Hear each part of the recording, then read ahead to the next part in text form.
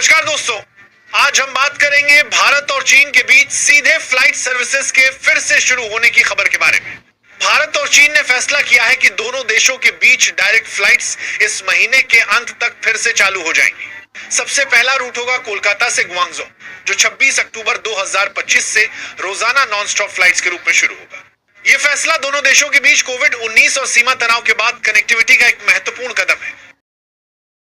सबसे पहले समझते हैं कि यह सेवा क्यों बंद हुई थी। 2020 में कोविड-19 महामारी के कारण अंतर्राष्ट्रीय यात्रा पूरी तरह से बंद हो गई थी। साथ ही भारत और चीन की सीमा पर गलवान वैली झड़प हुई, जिसमें कुछ सैनिक शहीद हुए। इसके चलते दोनों देशों के बीच भरोसा कम हो गया और डायरेक्ट फ्लाइट्स अस्थायी रूप से बंद कर दी गई। फ्लाइट्स फिर से शुरू होने की प्रक्रिया 2024 और 2025 में भारत और चीन ने कई उच्च स्तरीय बैठकें की।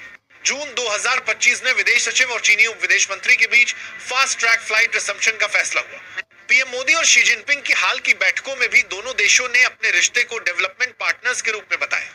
एयरलाइंस ने फ्लीट तैयारी, रूट प्लानिंग और ग्राउंड हैंडलिंग तैयार की और नागरिक उड्डयन प्राधिकरण ने सुरक्षा, कस्टम्स और इमिग्रेशन प्रोटोकॉल तय किए।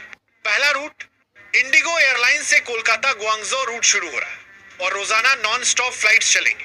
बाकी शहरों जैसे दिल्ली को रेगुलेटरी अप्रूवल के बाद जोड़ा जाएगा।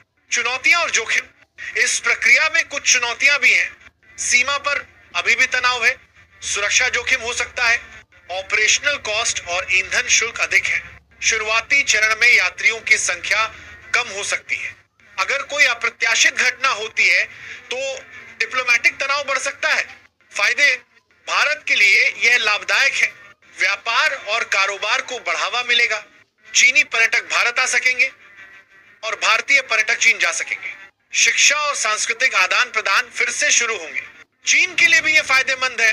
बाजार तक पहुंच और व्यापार को सपोर्ट मिलेगा। सॉफ्ट पावर और कूटनीतिक संबंध मजबूत होंगे। निष्कर्ष, तो दोस्तों, भारत और चीन के बीच सीधे फ्लाइट्स का फिर से शुरू होना एक प्रतीकात्मक और व्यावहारिक कदम है। प्रतीकात्मक इसलिए कि यह रिश्तों में नरमी का संकेत है और व्यावहारिक इसलिए कि यह व्यापार, पर्यटन और लोगों के बीच संपर्क को बढ़ावा देगा।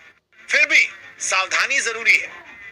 यह फेज्ड अप्रोच से ही आगे बढ़ेगा और क्षेत्रीय कनेक्टिविटी को धीरे धीरे मजबूत करेगा।